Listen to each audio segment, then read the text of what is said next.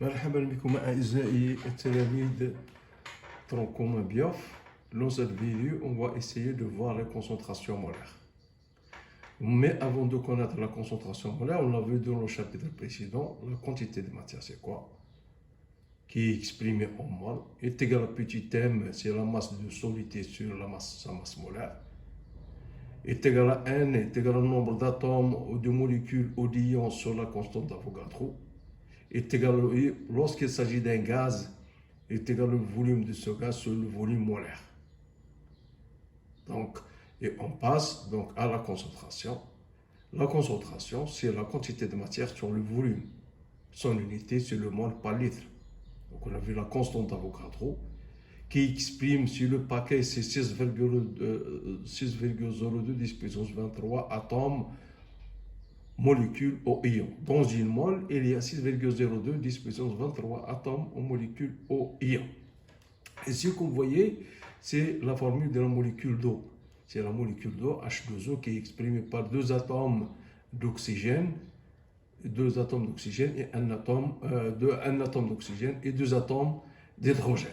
Et bien sûr, pourquoi on a fait ça? C'est pour mettre en évidence les solutions aqueuses. C'est quoi une solution aqueuse? C'est une solution dont le solvant est l'eau. Donc on passe à la concentration massique. La concentration massique est égale à la masse sur le volume. Et on va établir, on a la concentration massique est égale à M sur V. La concentration molaire, c'est N sur V. Et on sait bien que N est égal à petit m sur grand M. Donc ce qui implique que la concentration massique est égale à la masse molaire multipliée par la concentration molaire. Et on passe à la dilution. Diluer une solution, ça veut dire diminuer sa concentration.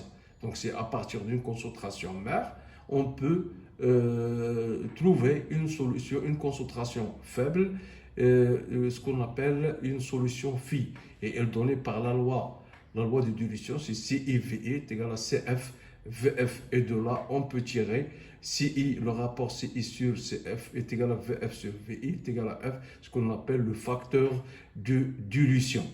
Et on a mis en évidence la masse molaire, la masse moléculaire.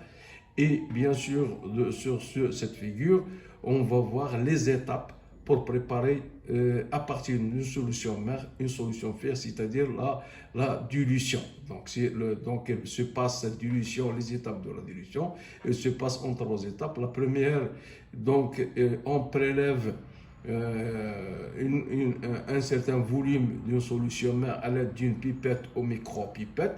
Pourquoi on utilise la micro-pipette, on n'utilise pas la pipette? Parce que parfois vous trouvez des solutions qui sont très dangereuses comme les acides. Donc on préfère donc une micro-pipette avec une poire qui permet de prélever la quantité de la solution concentrée, ce qu'on appelle la solution mère, qu'on met dans une fiole, on introduit dans une fiole jaugée. Et après, on complète jusqu'au volume désiré, ce qu'on appelle la solution phi. Mais il faut faire attention qui varie dans cette dilution. La quantité de matière reste la même, que ce soit de la solution mère ou bien de la solution phi, mais qui change, c'est la concentration. Donc la concentration, la solution mère est plus concentrée que la solution phi, donc au moment de la dilution. Donc ça veut dire que la concentration, elle diminue. Donc la concentration diminue, mais le volume, elle augmente. Donc passons maintenant à la quantité de matière. On a vu que la quantité de matière, elle peut s'exprimer de différentes formes. Donc la quantité de matière, N est égal à petit m sur grand M. Donc on peut trouver la masse aussi, donc est égal à Nm. Donc la quantité de matière, c'est 6,02 10 puissance 23 atomes en molécules. Si vous avez la quantité de matière et vous voulez trouver le nombre d'atomes de particules, donc il faut diviser par 6,02 10 puissance 23. Donc pour trouver le nombre de moles, il faut multiplier par 6,02. Et pour trouver le nombre de particules, il faut diviser par 6,02 10 puissance 23. Donc pour des cas de solides et de liquides. Mais pour le cas des gaz, donc on a N est égal à V sur Vm. Donc on peut trouver le volume prélevé de soluté est égal à N fois Vm. Donc ce sont des notions qui sont très importantes. Donc passons à la quantité de matière. Maintenant on va passer à la concentration. Mais avant de définir c'est quoi une concentration, il faut définir c'est quoi une solution. Une solution, c'est un mélange entre un solvant et un soluté. Donc c'est un mélange entre solvant et soluté et nous donne une solution. Donc pour les préparations, donc que soit le soluté, donc il est en minorité, et le soluté, il est dissous dans le solvant. Le soluté, il est dissous dans le solvant parce que le soluté, il est en quantité faible parce que le solvant, il est abondant. Donc, ce soluté, elle peut être liquide, elle peut être solide, comme elle peut être gazeux. Donc, il peut être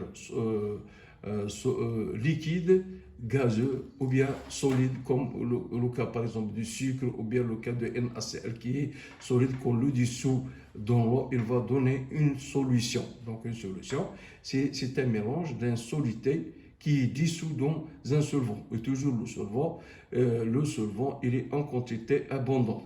Mais lorsque vous avez le solvant et l'eau, on parle d'une solution qui est aqueuse. Solution aqueuse, ça veut dire que le solvant est l'eau. Donc le solvant est l'eau. Passons maintenant à la concentration molaire d'une solution. Donc par définition, la concentration molaire C est égale à N sur V.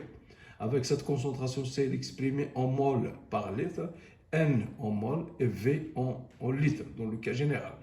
Donc, on sait bien que N est égal à petit m sur grand M, ou bien on peut exprimer la concentration comme des crochets, et que la concentration N sur V, ou bien la concentration molaire, et on peut remplacer N par petit m sur grand M. Donc la concentration molaire est égale à petit m sur la masse molaire multipliée par le volume. Et on peut trouver une relation comme précisément dans la concentration massique, que la concentration massique est égale à la concentration molaire multipliée par la masse molaire. Donc, connaissant la concentration molaire, je peux trouver la concentration massique, et connaissant la concentration massique, je peux trouver la concentration molaire. Un exemple d'application, calculer la concentration molaire des deux solutions suivantes. La solution de iode contenant Na est égal à 0,05 mol dans un volume VS est égal à 50 ml. B, une solution de NaOH contenant NB est égal à 3 mol de NaOH dans un volume VS est égal à 500 ml de solution. Donc, trouver la concentration. Donc, on sait bien que Ca est égal à Na sur Vs. Donc, on fait l'application numérique puisque vous avez Na est égal à 0,05 sur 50. Sur 50, ce qui implique qu'il donne 1 mol par litre. Donc, pour la question B, CB est égal à de même. CB est égal à NB sur Vs est égal à 3 sur 500 multiplié par 10 moins 3 est égal à 6 mol par litre. Et comme ça, donc une concentration situe le rapport d'une quantité de matière sur un volume. Et bien sûr, connaissant la concentration molaire, je peux trouver la concentration massique qui est la concentration molaire multipliée par la masse molaire, ou bien la concentration molaire est égale à la concentration massique divisée par la masse molaire. Donc, un autre exercice d'application, on dispose d'une solution de glucose, C6H12O6 de concentration molaire C est égal à 0,05 mol par litre. Calculer la masse du glucose dissoute dans un litre de solution. Calculer la masse du glucose dissoute dans un litre de solution. Déterminer la concentration massique C'. Donc, on dispose d'une solution de glucose de concentration. Voilà la concentration molaire, c'est 0,0205 mol par litre. Petit à calculer la masse du glucose dissoute dans un litre de solution. Donc on sait que C est égal à N sur V, ce qui donne que N est égal à petit m sur grand M, ce qui implique que N est égal à CV est égal à petit m sur grand M, ce qui implique donc que M est égal à CV fois M est égal à 0,05 fois 1 sur 180 est égal à 0,3 mg par litre. La concentration massique C', donc C' est égal à C fois la masse molaire de glucose, et la masse molaire de glucose est égale à 180.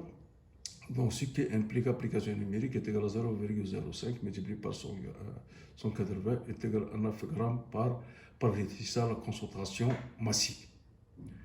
Pour une solution aqueuse, la notion de solution aqueuse, ça veut dire que vous avez on a dit qu'un solvant et un soluté.